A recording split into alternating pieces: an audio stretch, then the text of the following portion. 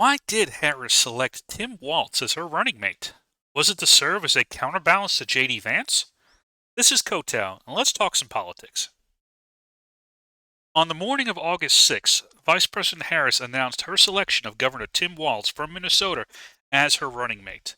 Walz had been considered a top contender for the bottom of the ticket, but why did she land on him for her selection?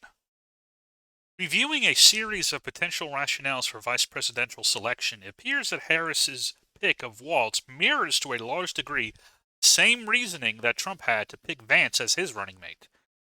For my analysis of the Vance pick using the same criteria, see my previous video on him in the link below. As a reminder, the 5 rationales for VP pick that I use are: number 1, home state or regional surrogate; number 2, issue or constituent support; number 3, characteristic balancing; number 4, party unity; and number 5, governing support.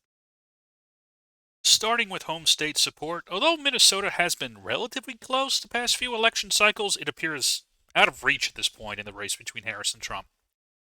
This could change, but it is likely that with Walz, this will head off any potential challenge in the state by the GOP. This is similar to Secretary Clinton's selection of Governor Tim Kaine in 2016 to shore up support in Virginia, which the Democrats did win, but that ticket still lost the general election. Therefore, the value and reasoning for shoring up Walz's home state of Minnesota for the Democrats is minimal at best. On the other hand, Tim Walz, like J.D. Vance, could be of greater value as a regional surrogate, especially within the Rust Belt, particularly Michigan and Wisconsin. It is likely that he will focus substantially in this region and seek to undercut any value of J.D. Vance to similarly compete in this key electoral region.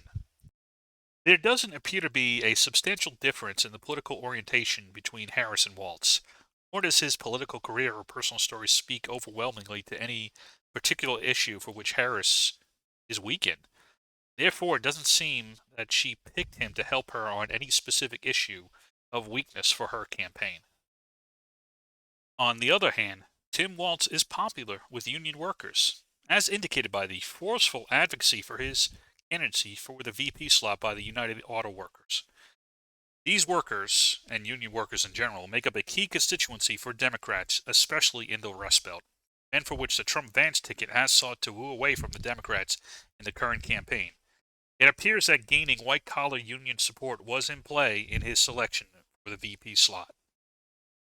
As far as characteristic balancing goes, Walz offers a number of areas to fill in potential weaknesses for Harris. His working-class background as a public school teacher from the Midwest, along with his plain-speaking demeanor, stands in stark contrast to Harris's own background as the daughter of 2 PhD scholars from California. In addition, Walz's service in the Army National Guard as an enlisted member also fills in another vulnerability, as Harris never served in the military. However, both of these criteria also serve to counterbalance J.D. Vance and his own story, which also relied on a working-class background and military service. Walz has the benefit of both countering Vance while filling in potential areas of weakness for Harris, and is a good characteristic balancing pick. As far as party unity, Governor Walz is oriented more towards the progressive wing of the Democratic Party, along with VP Harris.